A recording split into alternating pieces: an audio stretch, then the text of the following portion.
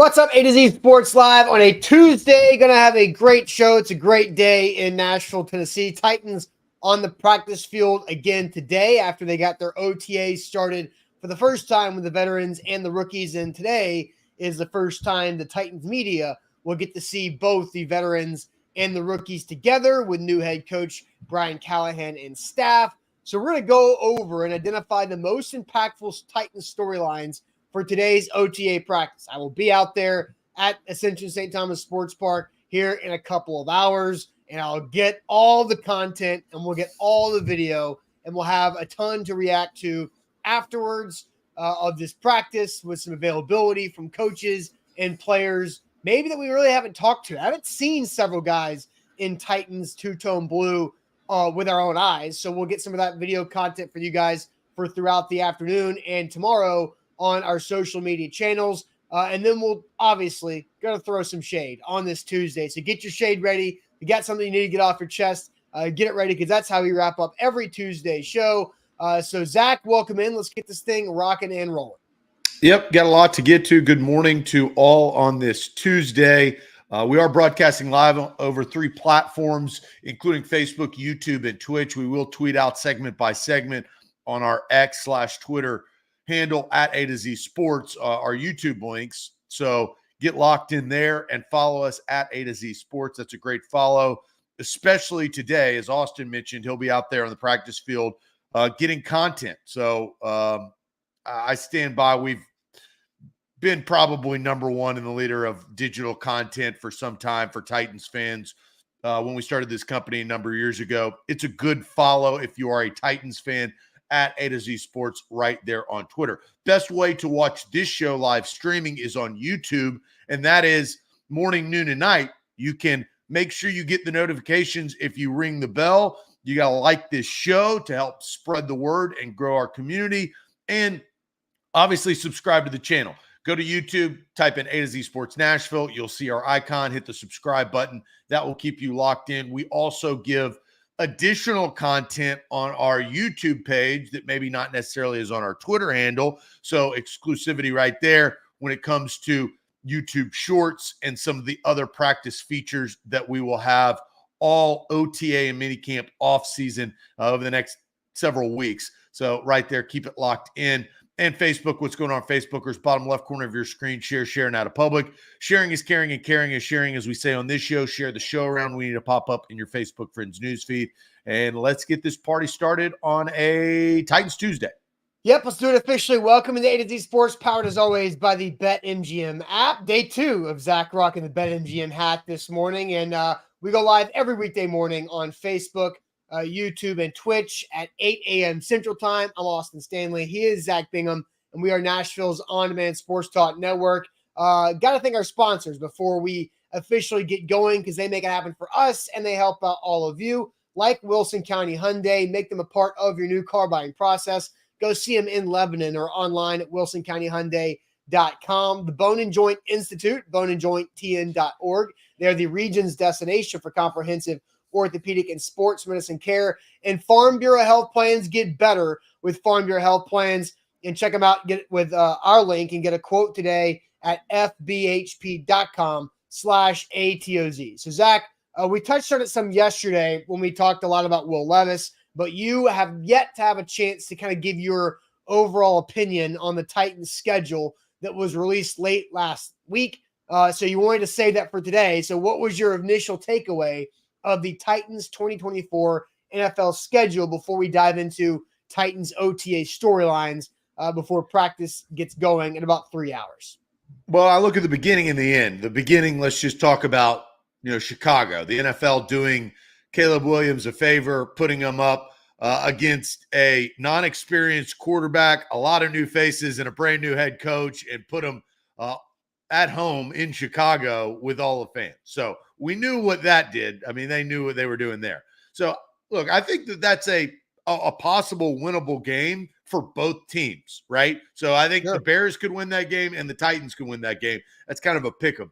But I think what the NFL schedule makers did to the Titans could be beneficial if the Titans can make it there. And making it there is right there. You look at the last 3 weeks. If you can make it to Indy, you probably have an opportunity to make the playoffs. Mm-hmm. Like, you could miss the playoffs very easily. Now, you've got 2 road games and a home game, and the home game is against the perennial, defending AFC South champion Houston Texans and CJ Stroud and all that we talked about a little bit yesterday. But if you get into striking position with the last 3 weeks, I think that's all kind of you want if you're the Tennessee Titans this year. This year being not picked to make the playoffs, not picked to win 7 games, not picked to be very good. Quarterback could have struggles, a lot of new faces. But if you can get into striking distance those last 3 weeks at Indy, at Jacksonville, home against the Houston Texans, this division traditionally over the last couple of years have come down to that last weekend, right? Yeah. Titans being a part of that. I do think that that's nice for the Titans. I don't know if they'll get there. They may be out of range, but those divisional games count. Easiest way to make the playoffs in the NFL is to win your division. And you got 3 opportunities to gain ground. Now, you got to win some divisional games prior to that, right? You can't go in 0-for in the division prior to those 3 games. But I actually think that that was a benefit. It's really hard to look at the NFL schedule right now to say this team's going to be great, this team's not going to be good. The team that's probably going to be at the top, right? The Chiefs notoriously at the top, the 49ers at the top, the Eagles have been at the top, the Cowboys have consistently made the playoffs and lost, but you have about 4 new teams make the playoffs in the NFL. Titans trying to get into striking distance in those last 3 weeks to be one of those 4. Yeah, I like the schedule a ton. I even said I think I love the schedule. I think it's the perfect type of way the schedule can play out. I know a lot of people hate the week 5 bye.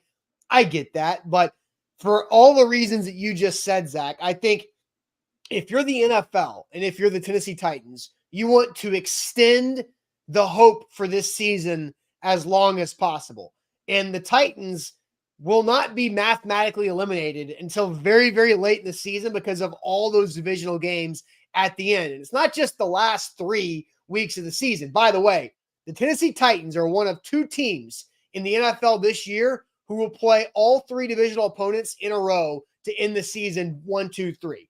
It's the Titans and the Philadelphia Eagles. Only 2 teams that have that type of schedule. But then you look at the weeks before that. It's week 12 on. You got the weird Commanders game in the middle of that. But you get 5 divisional games and another AFC game in the last 7. So you're not going to be mathematically eliminated until you lose about half of those 6 AFC games right before the last stretch. And so with a new team figuring some stuff out, you have opportunity to not lose the season early by figuring it out with a front-loaded divisional schedule. You get to get it right while you're playing some NFC opponents early. That's not going to matter as much, and then see if you can catch your stride and go win some big-time games later. Last thing I'll say is they really need to beat the Bears out of the gate because no doubt. And not everyone has to win their first game, but I kind of think that the Titans do because the Jets are going to be a lot better now that Aaron Rodgers is playing. He's just much better. And the Jets have a really good roster, better than they've ever had now that Aaron Rodgers is back.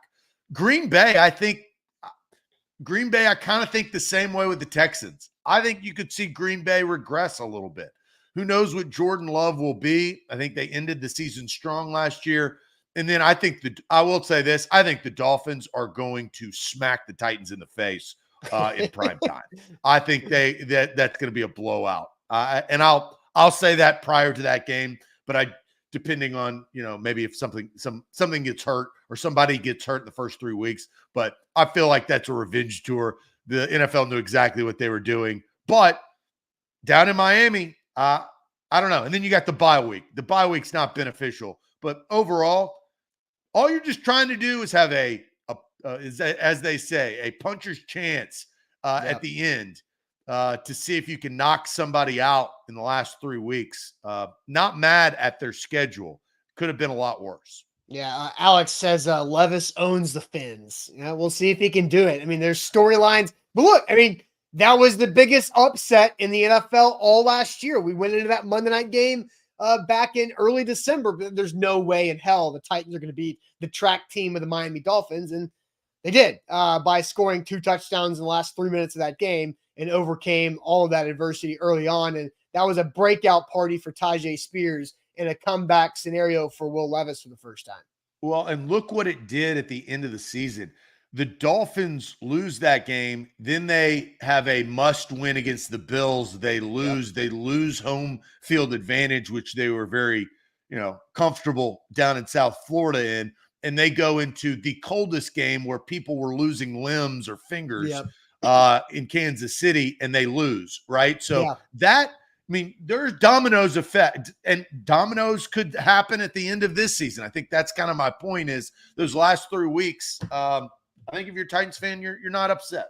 Yeah, just the beer was freezing when you took it out of the refrigerator.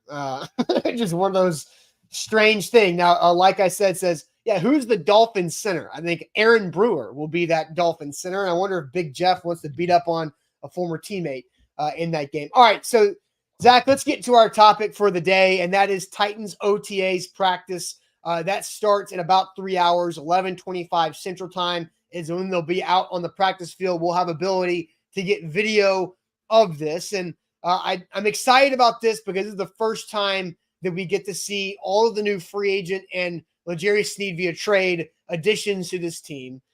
There's one thing that's different, Zach, that really threw me off in rookie minicamp is that for like the last 11 years, the Titans offense wears white at practice and the Titans defense wears one of the blues. They've flipped that. Now the offense is in light blue and the defense is in white, and it confused the hell out of me. I hate it, but it's going to take some time to figure that out. The offense is in light blue. The offense is in light blue and the defense is in white. And at rookie minicamp, when they had like jersey duplicates and I knew there were 2 like 26s or something, I couldn't tell who the hell was what and during stretch, and it just drove me insane. But yes, it is different.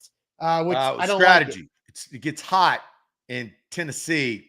I think that's the strategy. Plus, new coach, new rules. I don't like the light blue jerseys. I think they look bad with the numbers. But anyway, so let's get into the most impactful storyline for today's OTA practice. I have my answer. Zach, I'm curious about yours. We're going to ask you guys, which Titans player storyline are you most interested in during OTAs? Which Titans player storyline are you most interested in during OTAs? We'll be out there today and report back afterwards on that. But first, tell you guys about our friends at the Bone and Joint Institute, boneandjointtn.org. They are the region's destination for comprehensive orthopedic and sports medicine care. And whenever an injury pops up in life for you, that's who you should trust. I've trusted them. I'm currently working with the Bone and Joint Institute. Get a little patella tendonitis in my left knee. So going to have some rehab to get done on that. Some physical therapy coming up with the Bone and Joint Institute. They've got 2 locations for physical therapy within 20 minutes of my house. And that's not even including their main campus in Franklin, Tennessee. And so going and checking out the Brentwood location for physical therapy, or Nolensville, if that works my schedule better. So they're just growing and growing across Williamson County. Even later on this summer, they'll have new locations popping up too. So boneandjointtn.org, all the experts and the resources in one place. Book an appointment today, boneandjointtn.org. A to Z Sports, we are powered by BetMGM. Look, I wore this hat because they bought this hat for me. I didn't buy this hat. And they may have paid a good amount of money for this hat to give to me. Shout out BetMGM over the weekend in Las Vegas, Sin City. Enjoyable experience at the sports book. You can have that enjoyable experience. The NBA playoffs back on tonight. Bonus code ATOZ Sports, the king of the sports book. Could have bet on Caitlin Clark last night as they fell up short. I actually watched the end of that game. You got to make your layups. Make your layups in the WNBA because you're not dunking the basketball. So, hey, could have had a little action. The Fever did cover, but did lose. BetMGM can afford you the opportunity to make a wager on all different types of sports. Use the bonus code ATOZ Sports and download the BetMGM app today. All right, live on this Tuesday, we need more people to hit that like button on Facebook and on YouTube. Like the show. That helps out everybody because it just makes the show better and bigger. So like the show on Facebook and on YouTube. We're asking the question today, which Titans player storyline are you most interested in during OTA's practice today? So, Zach, I will send you to the chat on Facebook, YouTube, and Twitch. What are you seeing from people this morning? Let's see here. Billy Jones says Levis. Corey says Treylon Burks. Burks from IR. Oshie, you've got Sweat, the second-round pick right there from American Top. Burks from Jody. On O-line development right there from Roderick. Caleb Farley. I thought, hey, Rashid. Shout out Rashid. Caleb Farley with the curveball right there, who has been forgotten about, I feel like. Let's see. And Nick says, I noticed that, Rashid. Burks there coming in from John McDaniels. Chemistry between Calvin Ridley and Levis. First time to kind of see that. Sneed, who they traded for sure, a shiny new toy. The new left tackle. How is it working out right there from J.C. Latham? Let's see here. Will Levis coming in from Paul. Sweat all the way. Latham from Yuri. Boyd wearing 83. I believe he is wearing 83. At least that's the mock-ups that I've seen prior to today. But Austin, you can report back. In the light blue. We'll see if he's light blue 83 out there today. Burks from Tiffany. Burks from Steve Jones. Caleb Farley. There's another Caleb Farley from Daniel. The offensive line. The rookie Trench King, J.C. Latham. Latham from Jared. NWI from Rooney. So he may have to wait a few reps before that. But, hey, there it is. Burks from Eric. Andrews thinking, man, imagine if Caleb Farley is healthy and could actually play. Sweat. There's a lot. I think this is why we said this is there's a lot of storylines for this Tennessee Titans team. Yeah. More storylines this year, I would say double, if not triple, than from last year, where you had DeAndre Hopkins, looming of saying, oh, wow, that's going to be interesting. But you knew Derrick Henry and Ryan Tannehill were going to be back. That was going to be the duo. Treylon Burks was going to be back. Kyle Phillips, you thought was going to be back. Both those guys missed, obviously, time last year. And then defensively, not a ton changed. Now, things changed during the season at the end of the season, but you talk about new faces in new places. That's what a lot of these storylines consist of when you're talking about the Tennessee Titans this offseason. Well, yeah, a year ago at this time, DeAndre Hopkins had yet to been cut by the Arizona Cardinals. So I think there's an interesting thing with that as well. So, yeah, we were talking a lot about that. Tim Kelly was the first-time offensive coordinator for the Titans, and they were, how fast they were moving in OTAs, and they were doing one-word play calls and all these type of things. So for me, like, what I am most interested in, I don't think is the most impactful, and so I'll talk about impactful later on, but what I'm the most interested in is being able to stack up Treylon Burks truly for the first time with a teammate. And it kind of hit me this morning, Zach. I was thinking, I took an early morning sunrise walk around the neighborhood, got up a little extra earlier than normal and did that. And I was like, you know what? Normally I'm very optimistic going into OTAs. Like everything's fresh. It's like first day of school vibes. You feel good. You see all the different changes that players have made over the offseason. They feel fresh and healthy. And they go out there and, Treylon Burks pops, right? He was popping off of the grass and jumping up, looked big and strong and explosive last year. But then I started to think about that. Who was I comparing him to? Because as Treylon Burks has been on this roster for the last 2 years, at this point of the year, there has been nobody athletically to compare Treylon Burks to from a physical standpoint. A.J. Brown, the first time you saw him on the practice field, you're like, that guy is different. He's a pterodactyl. You can land a helicopter on his back. He's fast. He's explosive. He can jump. He can do everything. And you automatically knew that.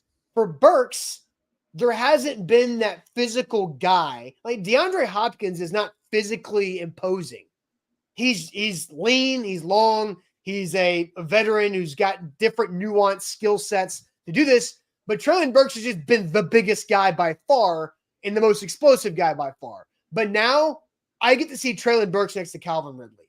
Calvin Ridley's a fast, explosive, great route runner, bigger body. And so I want to see what Treylon Burks looks like standing directly next to Calvin Ridley.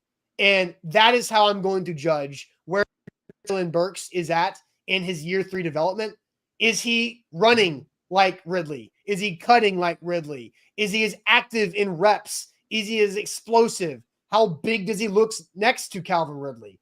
And so I get to see those two guys standing next to each other, doing the same drills, the same routes, how they catch the football. And I think that's how I'm going to see, okay, is Treylon Burks truly taking a step forward, or is Calvin Ridley that much better? And I can see that with my own 2 eyes right next to each other. And so that is what I'm most interested in today, because it's the first time I will see both of those guys in person this year. I think my struggle with some of the things that you said, well, one in particular, you used a word in the same sentence as Treylon Burks that I just have never seen, and that's explosive. I just don't think he's explosive. Like, we've seen guys, you reference A.J. Brown, he is explosive. He's explosive off the ball, out of his cuts, how he goes up to grab the football out of the air, and how he comes down. I think you could maybe think that Treylon Burks could have been explosive before we saw him coming out of Arkansas, maybe.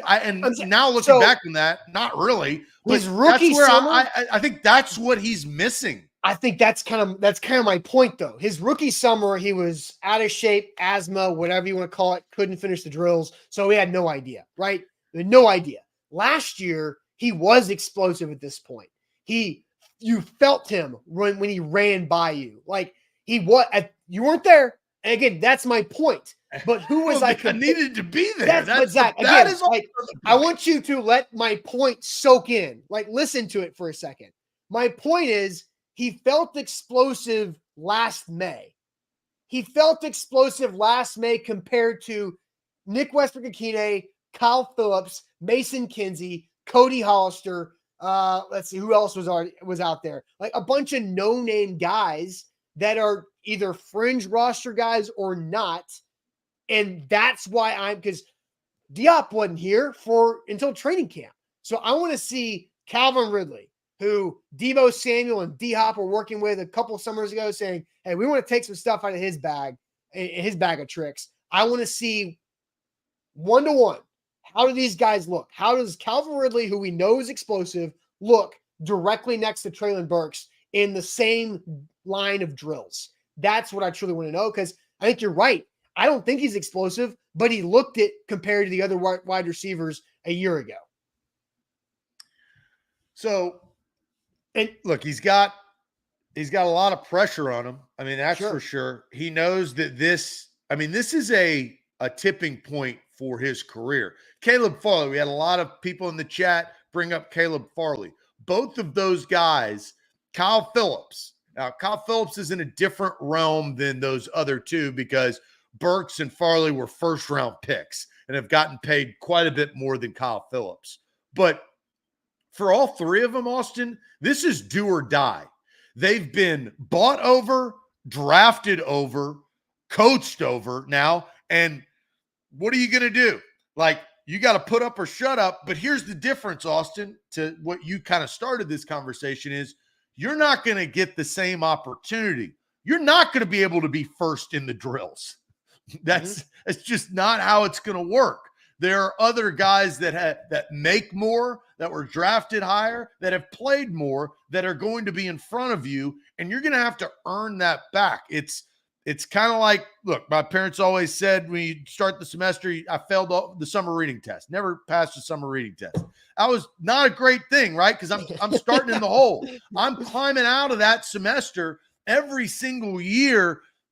In the fall, I'm trying to get to midterms, but I started with a 59 on the first test. So you show up to OTAs out of shape. That's the type of student that you were. Yeah, I refused to read the reading. I didn't like the books. And so look, that was my prerogative. I'm not saying it was beneficial, but here I am. I made it through.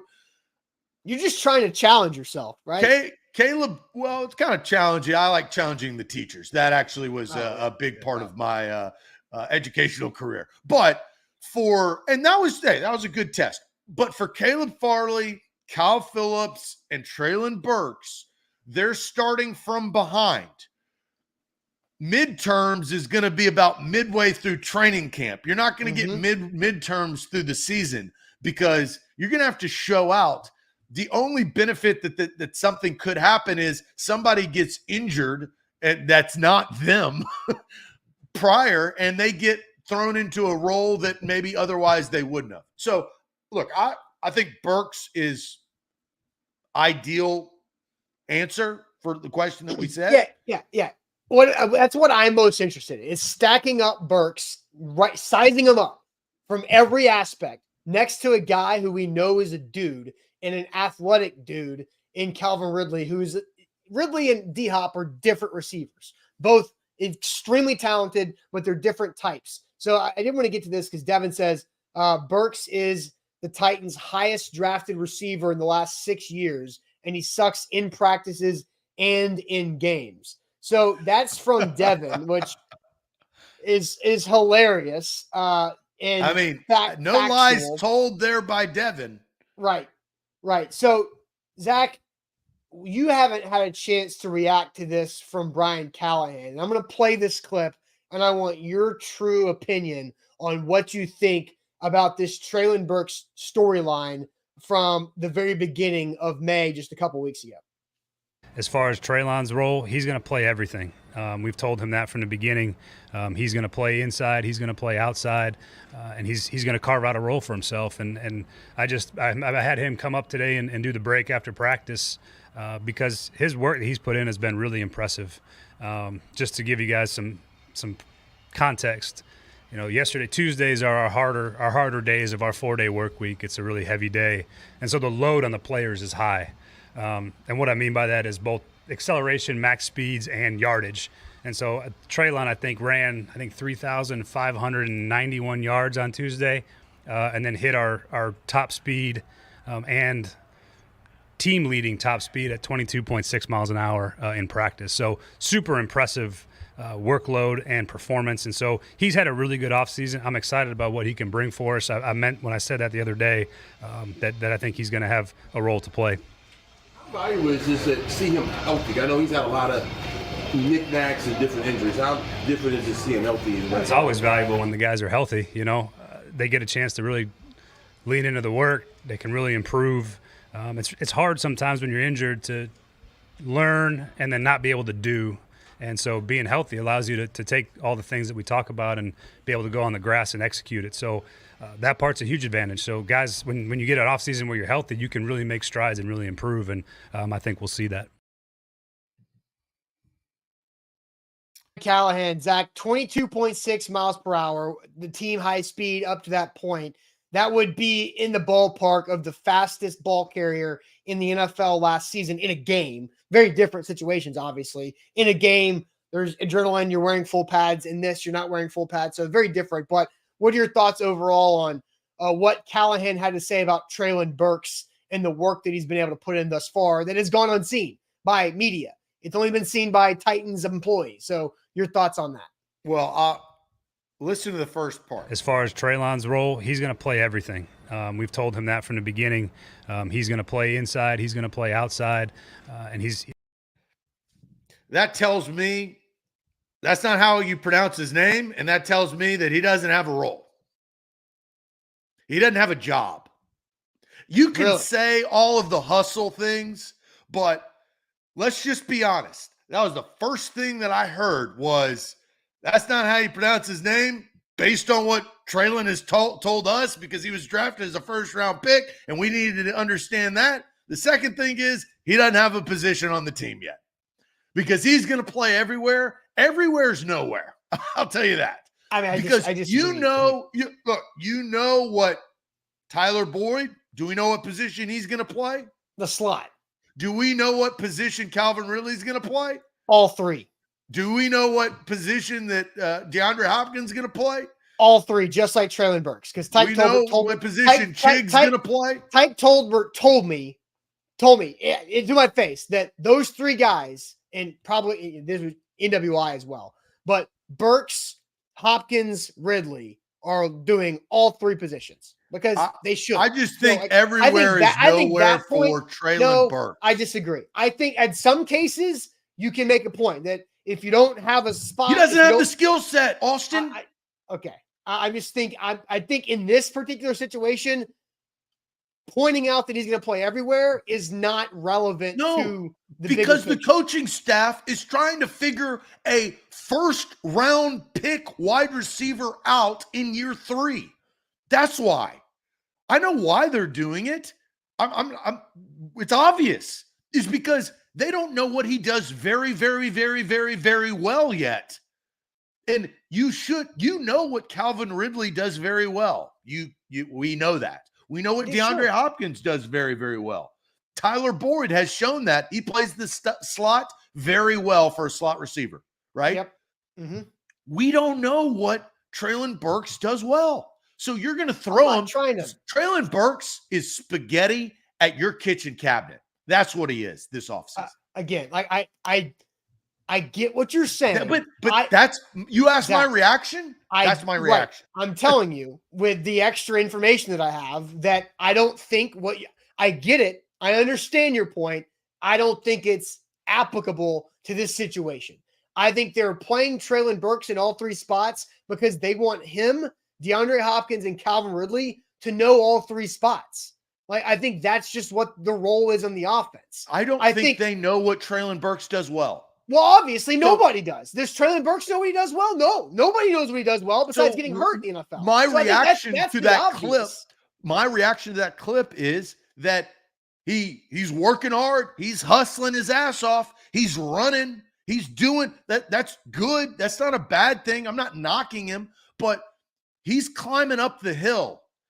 DeAndre Hopkins and Calvin Ridley are already midway up the hill because and Tyler Boyd is already midway up the hill because those guys are closer to the top of the hill, but right. But have to go the other side. Burks and Farley are down there at the bottom, and they have to work harder. Nobody gives a damn about the steps. Like, yes, that's good. That's all well and good, but this is the conundrum that this new Titans coaching staff is in with Treylon Burks. Sure. Yes, they're in a conundrum with him, but I don't think the reasons are they're going to play him everywhere because they don't know where he's going to fit. I think that's kind of obvious, but I don't think I don't think knowing all three positions is a knock against Burks. I think it's a pro for Burks. For where he is now, but I'm looking at, just like I look at everything. When you came into the league is how I judge you. That's why Corey Davis was such a bust. And I yelled that from the rooftops, and everybody was like, no, he's not. No, he's a good downfield blocker. He can block really, really well. Don't say that. I maintained that. Why? Because he's the number 5 overall NFL pick in that draft. Treylon Burks is the last wide receiver taken in the draft, the 6th wide receiver, so I understand that. But he's a first-round pick. He's a top 20 pick. So you are judged, in my mind, and you will always be judged as a top 20 NFL pick. And to have, after 2.5 years, Austin, us talking about his hustle and while combined with lack of production, I put that into one category as a whole. And the only way Treylon Burks will earn my trust or the coach's trust is by being reliable, making plays, and scoring touchdowns. Absolutely. There's no doubt. I don't disagree with that. And my fear is that because they've paid and drafted over him, he won't get that opportunity to get there. We'll find out, because here's, Treylon Burks is learning all three spots. I think there's multiple reasons for that. I think one of them is they want him to be as much in shape as possible so they can limit injuries and use his bigger body for multiple things, right? Like, So he's running the most yards of anybody on the team because he's playing 3 different positions. You're getting him in the best cardio shape to make sure he can be the best athlete for you. Also, here's another reason. How many years is DeAndre Hopkins under contract? 1. How many years is Tyler Boyd under contract? Is it 1? Yeah. So you've got slot guy and Tyler Boyd 1 year under contract, outside guy and D-Hop 1 year under contract, and Treylon Burks is under contract for 2 more years minimum. So I think you've got at least somebody who can be a multi-year plan. You don't need Treylon Burks this year. You don't need him to produce. Like, really, like, you can get by with the other 3. You don't. Austin, they're going to draft and buy somebody else over him next season. Maybe. No, but there's no maybe. But Zach, you can do 2 things at once. You can plan for the now and plan for 2025 simultaneously, and that's what they're doing with Treylon Burks. Yes, give your best effort, but the reason why he's playing all these positions is because he doesn't have a position. And if he doesn't have a position after 2 years as a top 20 pick, that kind of tells you, like, and I would ask, because I don't know, when have we seen in the NFL a top 20 pick after 2 years of kind of being very unproductive, struggling, like, pop, like, all of a sudden just jump on the scene? Yeah, I mean, off the top of my head. Yeah, and that's why I say I'm not sitting here putting you on the spot, but the fact that we don't have that figure that, like, we know that has done that tells me that Treylon Burks is going to be a role player at best. They're going to try to find his jump shot, which is probably going to be just running deep and throwing it up to him because of his size, right? That makes the most sense to me. But when you need a catch, or you need a reliable receiver, or you need a first down on a third down, you're not going to go to 16. I don't know if 16 is going to be on the field. I mean, look, there and brings us up. This offensive scheme also has a lot more depth at wide receiver. They're going to need more wide receivers in the roster than Vrabel had. And there's something to that. And I asked our guy, John Sheeran, who's our Bengals reporter for A to Z Sports.com, about this a few weeks ago, that the average wide receivers on the roster on the initial 53 was 6 for Zach Taylor's time in Cincinnati. A couple times they kept 7 initially. And so, like, 6 receivers, I think, is an automatic on this 53-man roster, because they're going to run a lot more 11 personnel with 3 guys on the field at the same time. And, you know, Vrabel could get through with 4 active wide receivers for 1 guy for special teams, because they're running 2 wide receiver sets all the time, right? And so I think there's a little bit, he will have a role. And again, this show is turned into me being pro Burks, which I'm not necessarily. That's just, I disagreed with what you thought about the all 3 positions things. But I truly think that there is an opportunity for somebody to emerge to be the backup, primary backup in a key role to D-Hop and Ridley. Is it Treylon Burks? I think it really needs to be, but he has to go get it. I think it's not just going to be given to him, obviously. Yeah, so kind of to that, I think looking at how much is he on the field in training camp, in these OTAs, like how do they utilize him? You can tell where the depth chart is pretty early on. Now, that can evolve and change, don't get me wrong, but you can kind of tell what the team and the coaches think about the players pretty early. Yeah, real quick, super chat from Juan on the topic. A player like Burke should be able to play everywhere. Yes, like, you want to draft a first-round pick wide receiver should be able to play all 3 positions and be able to play in the slot as a bigger guy to take advantage of a mismatch. Should be able to play on the outside or a motion receiver, the X in the line of scrimmage, to take advantage of a matchup or a specific play design. That is what you want your number 1 guy to do. It's what AJ was here. It's what D-Hop did last year. And I'm curious to see how they weigh that between. But now he's number 4. Yes. And you could argue with, the ability of catching the football out of the backfield, that Spears and Pollard are probably and could be a better outlet than Burks as the 4th, and then Chiggs in there, sprinkle him in there. If he had a better season last year, maybe I think we think differently of him. Mm-hmm. But I just think that Burks, they have got to find out what he does well. Without a doubt. Without a doubt. All right, A to Z Sports here live on this Tuesday. Zach, I don't know if you've answered the question on what storyline you're most interested in. We spent the last several minutes, 20 minutes or so, talking about Treylon Burks specifically. And my most interesting storyline from a player standpoint at Titans OTAs today is how I can stack up Treylon Burks next to Calvin Ridley on the field together. We'll get to your answer and more conversation about this, but first tell everybody about our great friends at Farm Bureau Health Plans. Yeah, fbhp.com/A to Z is where to go to get your health plan, health, dental, and vision. 200 plus locations across the state of Tennessee. I've got an eye doctor's appointment late this afternoon. There's the vision right there. You can see the vision. Yeah, Will Levis is going to have the vision. Farm Bureau Health Plans is trusted by not only A to Z Sports, but also the Tennessee Titans, the Tennessee Volunteers, the Nashville Predators. Been in business over 75 years. They can be trusted for your perfect health plan. That's you and your family. So you can put it together and find your perfect plan. fbhp.com/ATOZ. And with BetMGM, you always know, if you haven't signed up with BetMGM yet, do it with our bonus code ATOZ Sports. That gets up to $1,500 back in bonus bets if your first bet misses. It's the right time to do it.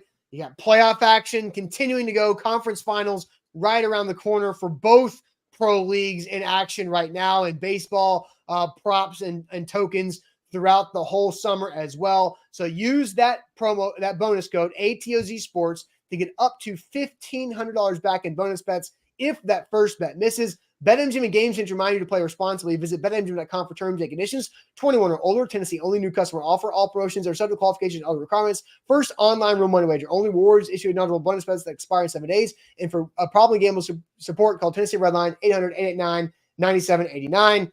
So Zach, what player storyline are you most interested in for the Titans OTAs to get going today? Well, I think it's the interaction, and I'm going to throw somebody else into the mix. Okay. When I go to practice, I haven't been at Titans practice in a little while just because of my role within the company, but covered the Titans for a long, long time. Been to a lot of different practices. What I look at, and especially going into this season, is player-coach interaction. I want to see Brian Callahan, how he talks, how it's received with Will Levis, with in and out of the huddle, with how smooth the practice goes. But I look at the interaction between now new head coach Brian Callahan and his quarterback, who will be tied at the hip all year long and presumably in the future as they go into this year with a lot more firepower, a brand new offense. But that's what I look at. When I'm at practice, how do they interact?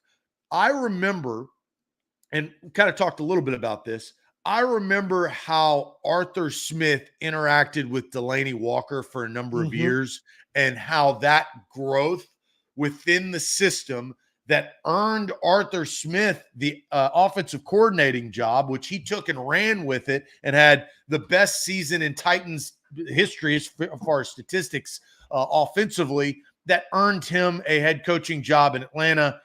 That obviously we know how that worked out, but those are tough jobs. You gotta win or go home. He decided to go home, and now he's offensive coordinator in Pittsburgh, right? So, but you could see the interaction and you could see the rise. And so I look at that when I'm at practice. Obviously, maybe you can look at that and report back, because I'd like to know, to be our eyes and ears. But what is Brian Callahan saying to Will Levis, and what is Will Levis saying back when they're going in and out of practice? Because logistics is very important in practice. You have to be poignant. There are rules that you've got to abide by, right? How long, what time you can spend, individual drills, players with position coaches and all that. So I'm off the beaten path. I liked the Caleb Farleys. I liked the Sweat. We got some Latham, got a sprinkle of Snead, but I'm going quarterback coach dynamic with my answer. Yeah. And I think that's when we're identifying the most impactful storyline for today's OTA practice. When I'll be out there, everything is about Will Levis, right? We talked about it yesterday. Belief in him to be the franchise quarterback, right now for the Titans and how he can be maximized by this coaching staff, this scheme and philosophy, and how he can take a big next step with weapons around him. I think they are truly confident in his abilities and his traits, his skill sets. And I think what you're saying is taking the physical and taking the mental and blending it all together. And how can Brian Callahan be a catalyst for that? And I think you've got, like, here's an interesting way to put it.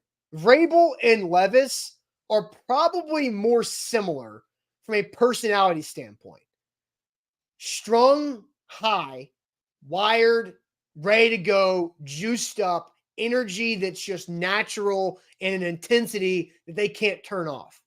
Where Callahan's more reserved, under the radar, and I don't even know what he sounds like. Like, does his voice boom? Like when Vrabel cussed me out from 50 yards away in training camp of 2019, everybody heard it. His voice boomed. Yes, right. Like his voice cut through all the humidity that August day. Now, what's Brian Callahan's presence going to be? Like, I remember Matt LaFleur was noticeable as the offensive coordinator for that 1 year of practice that he was with the Titans.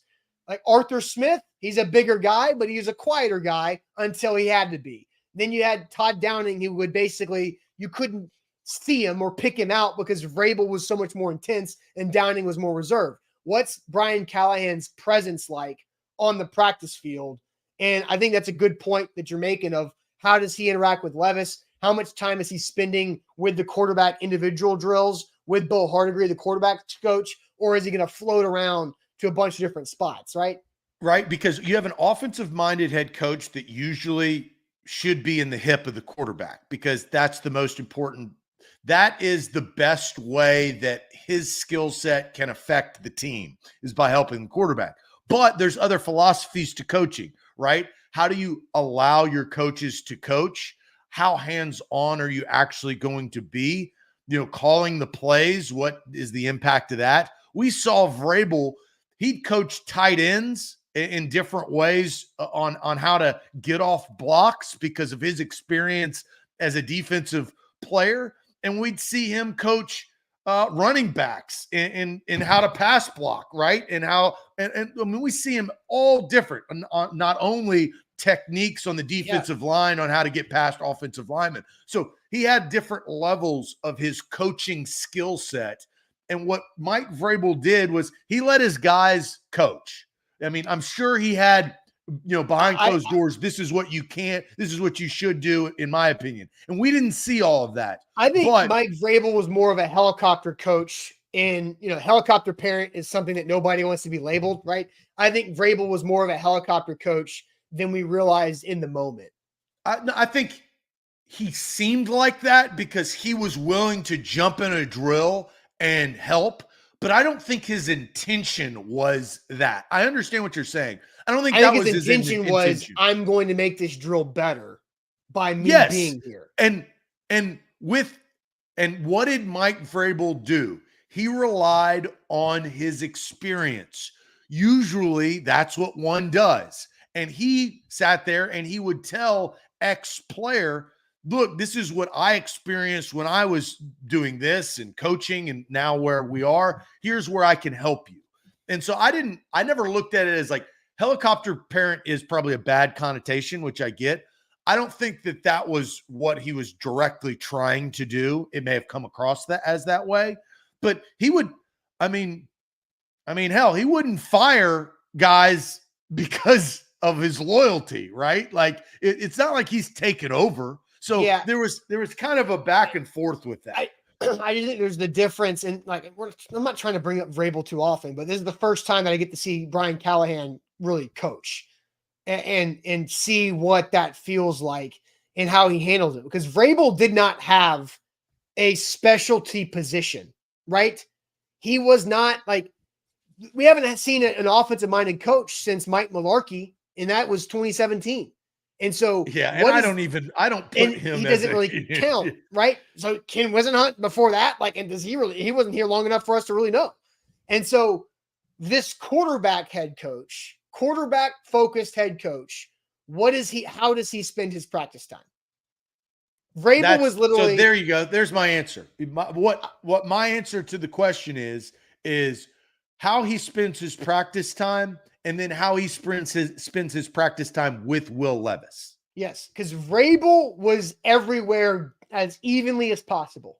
Quarterbacks to edge rushers to inside backers to wide receiver to tight end to linemen. He was everywhere individual. Probably the least amount of time, I think, was around the running backs. But I think Ryan Callahan is probably going to be less defensive side, more offensive side. I would think. I don't know, but that's what we're going to find out. So, curator asks, how do you yell at Austin? Oh, I mean, very easily. Very easily. Can I be third practice field? That's your answer. You do it. You do it from that third field that you're not supposed to be on or be filming. That's where you. I got to know what Vrabel yelled at Austin. It was a lot of words with 4 letters and not many words that did not have 4 letters. And I think there was a mother in there too. Oh yeah, mother. That's no, it was not mother. It was abbreviated mother.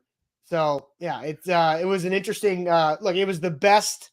It was impressive. Like after the initial shock of what just happened, I was like, damn, he gave it to me pretty good. That was an impressive string of words there. All right. Anything else about storylines today? I think there's so many.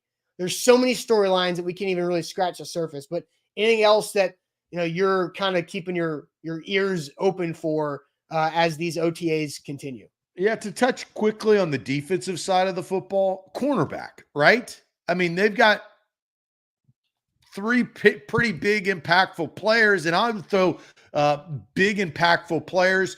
Roger McCreary, what does his growth look like? And then we talked about Caleb Farley, right? Caleb Farley, is he at the back of the drill? Yeah, is he ready? And so Rashid has a super chat. Who will have a better impact, Farley or Burks? I just think you have to kind of, by default, go with Treylon Burks. But I'll say I saw Caleb Farley a couple weeks ago when we were out there for the assistant coach's availability. He was doing sprints with a trainer. He had is he healthy? He was running really fast, dragging somebody behind him with something wrapped around his waist. He looked good. I mean, from that 140-yard sprint that I saw with resistance of another human person, I mean, he looked good doing it. I think it's just about everything else. I mean, he was wearing. So I'll look. I got to be honest. He's had so many damn injuries. Yeah. I don't even know what he's coming back from. Back surgery, I assume. This one's the back surgery, yes. Because he had ACL. The ACL was 2 seasons ago. Back surgery is where he got hurt. This is his 4th year now, going into year 4. His first year he tore his ACL midseason. He came back ready and he started to play a little bit, hurt his back on a punt team coverage his second season and missed all of last year. Plus he had the horrible, tragic incident of his house fire where he lost his father right there in training camp too. And so he didn't play at all last season. He did practice at the very, very end. They designated him to return. So he got on the practice field for a few weeks, but he didn't do anything other than that. So we'll see what he looks like. He should be healthy because he practiced a little bit last year.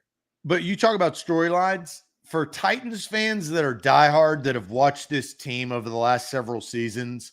When by season's end or training camp end, who knows what happens, who will you look back and say, all right, neither of them revived any portion of their career, or one did or both did? If both do, damn, that's something, right? Because now you've got depth at corner. If Farley actually can be something, I don't expect him to, but maybe he's an unexpected.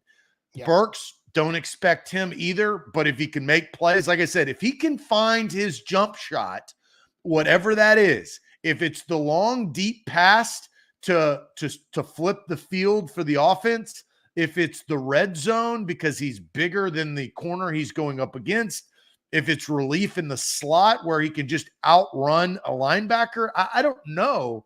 But if you can find your jump shot, maybe you can be impactful. But between those two, I am very, very interested to see what we think at the end of the year. All right, Titans OTA practice starts at 11:25. I believe around 12:45 is when our videos can start going out. So make sure you stay tuned to all of our social media for A to Z Sports across Twitter, Facebook, Instagram, TikTok, YouTube. YouTube's a big one, guys. We'll have a lot of great content on YouTube throughout today, this afternoon, and in tomorrow for Titans OTA content. But Zach, let's do it. Let's get to throwing shade to wrap up this Tuesday show. So if you got shade, let us hear it in the chat. Throwing shade time.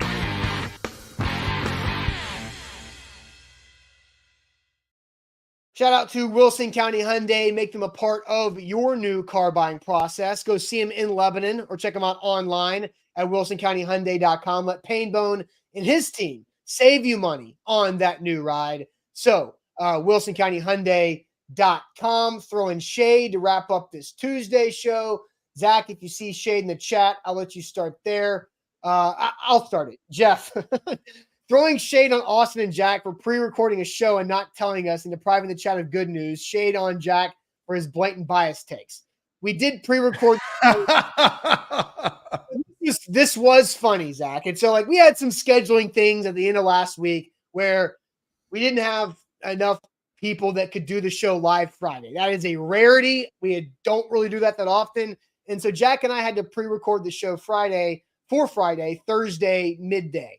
And so we did it with our schedule predictions, which is not a show that has to rely on chat much because you go through, the different wins and losses and predictions. And I was watching and interacting with the chat the entire morning throughout that show Friday morning. And then for good news, we disclosed that this was a pre-recorded show, which is why we didn't read anybody's chat comments. And some people took it as funny. Other people were like, oh, what the hell? What the hell? Oh, you didn't tell us that. But it was a very funny experiment just to see how everybody would react. But that was what we did Friday. That is pretty funny. You kind of pulled the rug right there at the end. It was like, all right, good news. Let us know your good news. My good news, this is pre-recorded, so we can't see your chat. And everybody's like, whoa, hold on a second. What? It was great entertainment for me watching live with everybody else. Going to go to the chat for shade. The power hour from Joe Burrow's hair. If you saw that from yesterday, that is a look for sure. Let's see here. Throwing shade on people's feelings who were hurt over Harrison's words. I don't know who Harrison is. Is that Marvin Harrison Jr.? That's the only Harrison that I know that's been in the news because of his Fanatics situation. Yeah, possibly. Curator shade on Diddy. That doesn't need any explanation. Let's see here. Shade on no rookies from the Titans in the rookie photo. That's because those are skill players and they have two linemen. So reason. And then their third pick was a linebacker. Right. Shade on the chat from Devin. Been here since 2015. Have you, Devin? Because our company didn't start until 2016. He's been somewhere. He just said here, wherever he is. Yes. Shade on Tiffany for her fear of cicadas. Cicadas, I'm tired of them. I think everybody is. But you're not scared of them, though. Tiffany's got fear of the cicadas. Well, and then Tiffany comes back and talks shade to Devin. So we got some good chat banter going on. That's great. Brock says shade on the NBA officiating for being so clearly one-sided in favor of the Nuggets during Game 7. Bad look. Well, that was until the Nuggets couldn't hit anything at the end of the game. Let's see. Throwing shade on the injuries to the New York Knicks playoff run and the rest of the NBA got lucky. Definitely changed some of the outcome of that game. The Pacers had already started to pull away before Brunson broke his hand. Because, look, the T-Wolves came back from 20 points down and were able to win that game. The Mavs did something very similar. So I get that. Julius Randle wasn't even available the entire playoffs and most of the season, it felt like. So I get that. But Indiana and Halliburton with his 3-point shot, I hope that Indiana makes it a series against Boston. We shall find out. Bobby Lee, who is now a part of everybody's shade that has been a part of Facebook. Shade on Facebook for restricting my sharing capabilities for 20 of the last 22 days. Bobby, just wait. It will be 22 days, then it will be 365 days. So wait on that. What is your shade for today, Austin? I'm actually going to throw shade towards the NBA playoffs, but I'm going to be reverse shade because I thought Game 7 intros on ESPN's pregame broadcast of Jalen Brunson showing up to Madison Square Garden in the tunnel, Halliburton showing up to Madison Square Garden in the tunnel, Game 7, Stephen A. Smith showing up to Game 7 in the Garden in the tunnel. People that threw shade on ESPN for showing Stephen A. Smith walking into the game, that is where my shade is going at them, because I think it was great. Because Stephen A. Smith was walking into that game like I was walking in the arena in Charlotte when Tennessee was going to play Texas to go to the Sweet 16. It's his team. Tennessee's my school. Zach, you're a Bucks fan. Everybody knows this. And so when your team is in a big moment, and we're on a platform where people know who your team is, people want to see your reaction and know your feelings going into that. Like Mike Greenberg is a Jets fan. We all know it. And so when something good or bad happens with the Jets, people want to see what Mike Greenberg's irrational or rational reaction is going to be, just like Stephen A. Smith with the Knicks. So I thought that was hilarious. I thought Stephen A's like walk into there like he was getting ready to suit up was hilarious. I thought it was great content. And so don't throw shade on that. I think it was a good move by ESPN promoting the biggest Knicks fan that they have, that they also employ. It's a great self-promotion move. So I liked the move by ESPN to show Stephen A. walking in there looking like he was getting ready for tip-off. I never saw that because I think it was so flying funny. back. Yeah, so I guess it was on a plane. But, I mean, people that do this for a living that are in sports media are a fan of something. I don't know what it is, but they are a fan of something. I think the problem with this is that I hate that the whole reason why it has gotten as legs as it has is because Skip Bayless is a Dallas Cowboy fan. And that is annoying. I don't care about Skip Bayless, but I didn't see it, but you could just hear the ESPN NBA music, dun, dun, dun, dun, dun, and it's just Stephen A. walking in his suit. He's got like a little bop around with his walk, and he was getting ready. He has sunglasses on and everything, just getting amped up for Game 7. It was like Stephen A. Smith entering Madison Square Garden. It was hilarious. It was great. That's funny. So my shade is on, I think, the conflicting stories of Scotty Scheffler and what actually happened. Okay. There's something fishy, and I don't know what it is, but something doesn't seem right. They said they were going to drop the charges. Then they said that they were going to move it to June. That happened yesterday. One said the police officer said he hurt his wrist and ruined his pants because he was drugged by a car. Scotty Scheffler said that my credential was around my neck and I complied. So this is my shade, is the stories don't line up. They also, and I don't know if this is rumors, they got body cam footage. That was erased or wasn't on. I heard that there was not body cam footage, that this particular officer did not have it on. I know it was raining. And Seems so he was a little fishy, right? Yeah. And look, I'm not playing into like circumstance, but if circumstances were different, that everybody's yelling, everybody's screaming, that was a intense morning for Friday, I think, in news media all across, right? Because the number one golfer in the world, and look, Scotty Scheffler's not as recognizable as like LeBron James ain't getting arrested prior to a playoff game. There's a lot of other golfers that would, like Tiger Woods. You're going to see it. You're going to know it. Like right. Rory or all the Spieth. These guys rolling in are not going to get. But something's fishy. And I don't know if we'll ever know, just like OJ. I don't know if we'll ever truly know the facts, but it doesn't add up. And if they drop the charges, we will probably never know. And so that's my shade. I mean, it was such a big story, and we're not really going to get the truth. I mean, it's just going to come down to Scottie Scheffler having family members sign NDAs on his deathbed. That's all that's going to happen.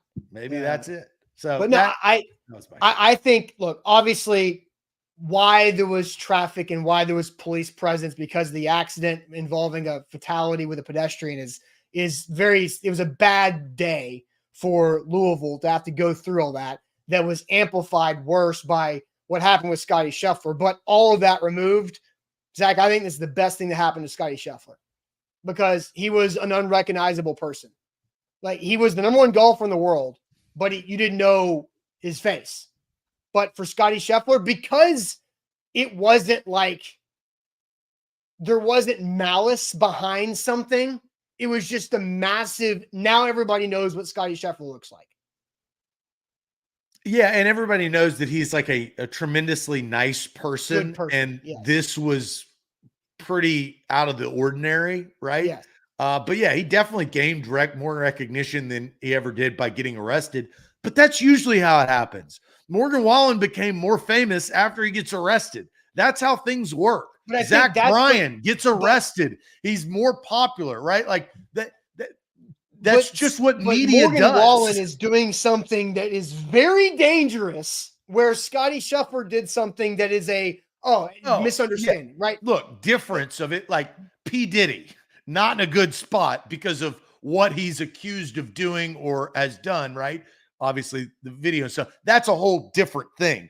For this is like Morgan Wallen, again, that's a good example. Idiot. Like he does dumb things. But I don't think he's like a terrible person. Like he's not doing the things that we've seen other people get arrested for. But Scottie Scheffler is misunderstanding. You got thrown in cuffs and booked into jail, and then you shot 65. But Austin, if in fact the officer's story lines up and he drug a police officer down the street and tried to flee to a degree, I think that we think differently. I think that there's a lot of there's protocol that, Jeff Darlington did the same thing that Scottie Scheffler did, but he had his vehicle tagged. Scottie Scheffler was in a PGA Tour tagged vehicle to do that. Like, that protocol is, if you're in a certain vehicle, your vehicle has that tag and you go around that.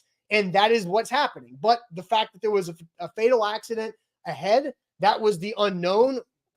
Nobody would know that happened. They just thought it was regular security getting into a golf major. And so I think that's where, plus it was raining and the officer had a jacket on. Why did they send him to jail though? No, Jay brings up a really good point, is at some point they realized that they just arrested the number one golfer in the world, but they continued with the action because of what happened. That's my point. The officer something happened. This is my shade. Something happened that we're not privy to.